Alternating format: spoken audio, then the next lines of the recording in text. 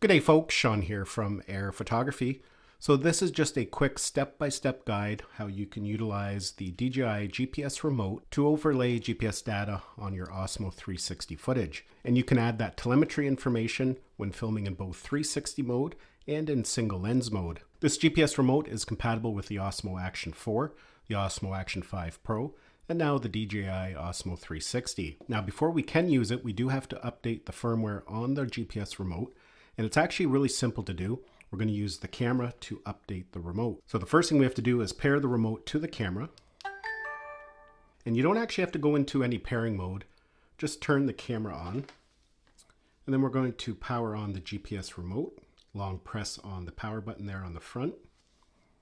And it might go ahead and try and connect to your camera. As you can see there, it automatically picked up my camera and went ahead and connected. Now, if it doesn't, all you have to do is press and hold the linking button there on the side, and then that should trigger the connection. You don't actually have to go into any menus in order to connect it for the first time. Now, I've already had my GPS remote connected to my camera, so it didn't prompt me, but if this is the first time you're connecting it to your Osmo 360, you will get a confirmation thing that you have to accept right on the camera. That's only something you have to do once. If you've had other remotes connected to it, or you're having problem connecting the GPS remote, just swipe down from the top. Click that icon there to go into our settings.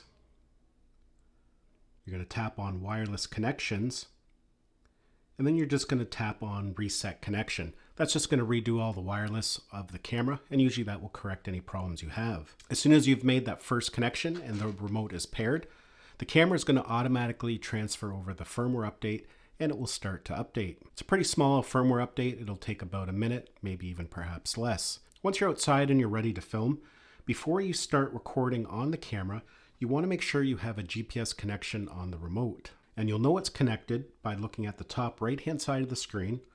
There's the letter G, and while it's searching, you're going to get like a little circle moving around. That means it's actively searching for satellites. Once it's made a connection, those will turn to bars, and it'll show you the strength of GPS connectivity. Now that can take anywhere from 10 seconds to a couple minutes depending on the environment you're going to be filming in. Right now I'm indoors, so mine won't connect, but as soon as you go outside with it, it should connect fairly quickly. As you change from single lens mode, you can see the display there will change. It's telling me I'm in video 5K 60 frames per second in rock steady. If I switch it over to 360 mode, you can see it's now saying panel video 8K 30. So it'll always display what your filming resolutions are. You can use the power button on it to switch through some of the video modes. Panoramic photo, panoramic video.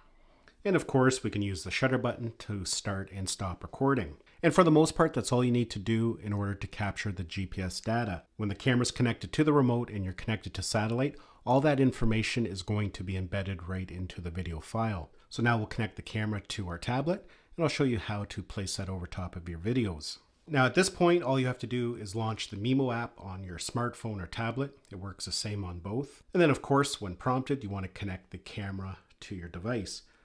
Now you have the option of transferring the data over. You can actually transfer the video files over and edit them locally on the device, or you can leave it on the memory card and you can still perform all the same tasks. Now I've already transferred over the files, so I'll be editing directly off the iPad, but that's all going to boil down to personal preference. Now, if you find the editing a little sluggish right off the memory card, then you may want to transfer it over. So this file here, I have some GPS information embedded into it. It's a 360 video. I've got the camera mounted out in front of me on a handlebar.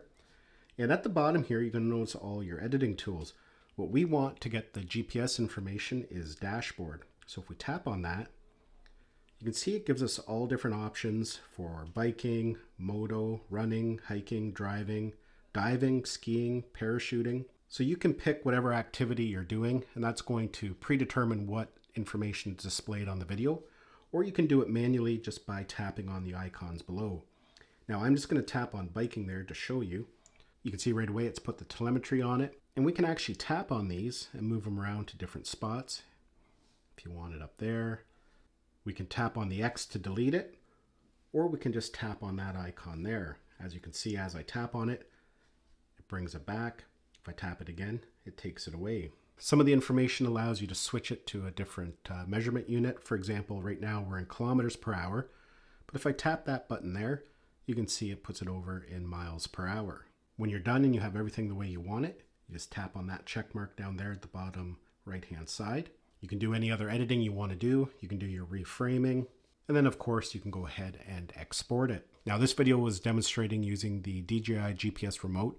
There are other devices that you can get similar information embedded right into the video. I might make a separate video going over some of those techniques as well. So yeah, folks, that's just a quick little step-by-step guide how to add GPS telemetry from the DJI GPS Remote to your Osmo 360 footage. It's really simple and can add a nice little element to your videos. Hopefully you enjoyed this video and found it had value. Thanks a lot for watching, and we'll see you in the next one.